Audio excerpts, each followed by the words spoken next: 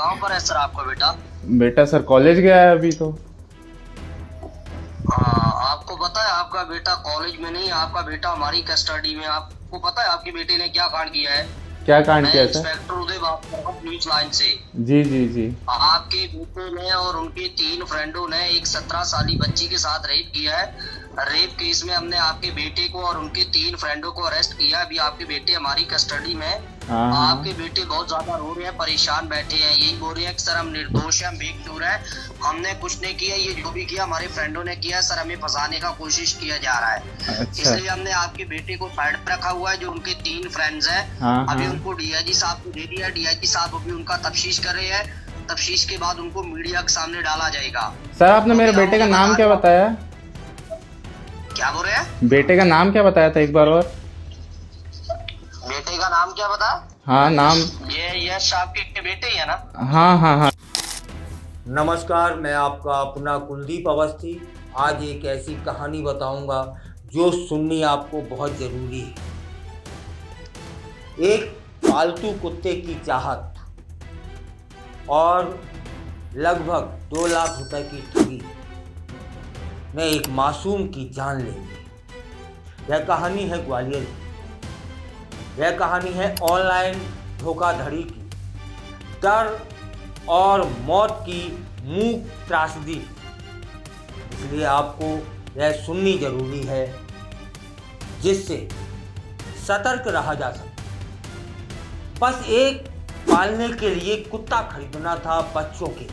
रीना प्रजापति की यह मासूम सी चाहत एक खतरनाक साइबर जाल में उलझकर उसकी जान ले लेगी, यह वे जानती नहीं थी। ग्वालियर की यह घटना न केवल एक ठगी की कहानी है, बल्कि यह भी दिखाती है कि कैसे सामाजिक दबाव और डर किसी की जिंदगी को निगल सकता है।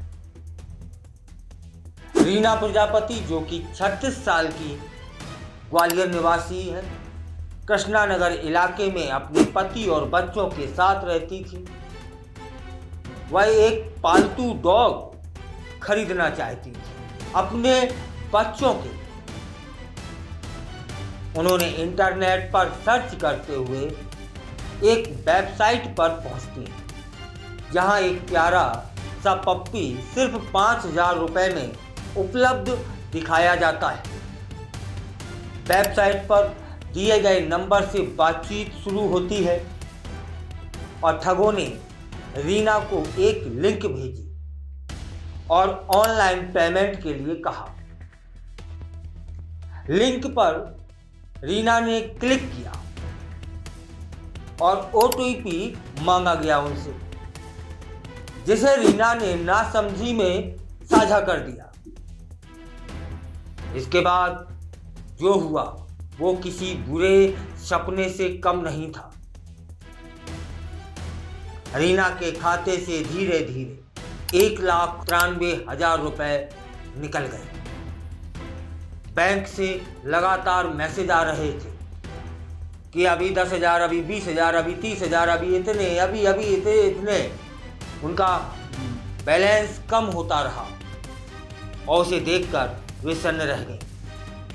डर और दबाव की गिरफ्त में रीना जानती थी कि उनके पति राजेंद्र प्रजापति, जिनका नाम है, ट्रांसपोर्ट का काम करते हैं, वे उन्हें क्या जवाब देंगे। ठगी की बात बताने का साहस वे न जुटा पाई। उन्हें डर था कि कहीं पति उन्हें कुछ न कहें। उन्हें किसी से सलाह लेने या शिकायत करने की भी हिम्मत नहीं हुई। उसी डर और अपराध बोध में आकर उन्होंने जहर खा लिया। अंतिम कोशिश और असफलता। जब पति राजेंद्र जी घर लौटते हैं तो रीना की हालत तब तक बेहद खराब हो चुकी होती है। आनन फानन में उन्हें एक निजी अस्पताल में ले जाया जाता है, भर्ती कराया जाता है। फिर हालत बिगड़ने पर जया रोग अस्पताल रेफर कर दिया जाता है, लेकिन तब तक बहुत देर हो चुकी है। इलाज के दौरान डॉक्टरों की कोशिश नाकाम रहती है और रीना की मृत्यु हो जाती है। रीना की मृत्यु के बाद जब पति को असली वजह की जानकारी हुई तो वे भी टूट गए। उन्होंने कहा कि काश वो मुझसे बात तो कर लेती, मैं पैसे से ज्यादा उसकी जिंदगी की कीमत जानता था। रीना जी के 2 बेटे हैं, 1 बेटी। ये तीनों लोग अब बिन मां के हैं। उनका पूरा परिवार, स्थानीय लोग, समाज सदमे में है। रीना की मृत्यु के बाद पुरानी छावनी थाना पुलिस ने अज्ञात ठगों के खिलाफ धोखाधड़ी और आत्महत्या के लिए उकसाने का प्रकरण दर्ज कर लिया है। डीएसपी नागेंद्र सिंह शिकरवार बताते हैं कि साइबर टीम को ट्रांजैक्शन डिटेल्स और मोबाइल नंबर के आधार पर ठगों की पहचान के लिए लगा दिया गया है। यह सिर्फ एक मामला नहीं है, यह घटना महज महिला की आत्महत्या नहीं है, बल्कि साइबर ठगी और सामाजिक भय के सम्मिलन से उपजी एक राष्ट्रीय त्रासदी है। याद रखिएगा, आज भी देश भर में हजारों लोग इसी तरीके के फर्जी वेबसाइट और स्कैम का शिकार हो रहे हैं, लेकिन जागरूकता और संवाद की कमी उनकी जान तक ले जाती है। क्या करें, क्या न करें, यह प्रश्न आके खड़ा हो जाता है। कभी भी अज्ञात वेबसाइट से खरीदारी ना करें।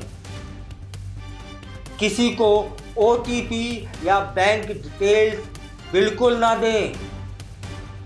ठगी होते ही तुरंत बैंक और पुलिस को सूचना दें। परिवार के ऐसे मामलों में बात जरूर करें। और क्या ना करें, मानसिक दबाव में आत्मघाती कदम ना उठाएं। डर के कारण चुप ना रहें। सोशल मीडिया पर दिखाए गए विज्ञापनों पर तुरंत भरोसा ना करें।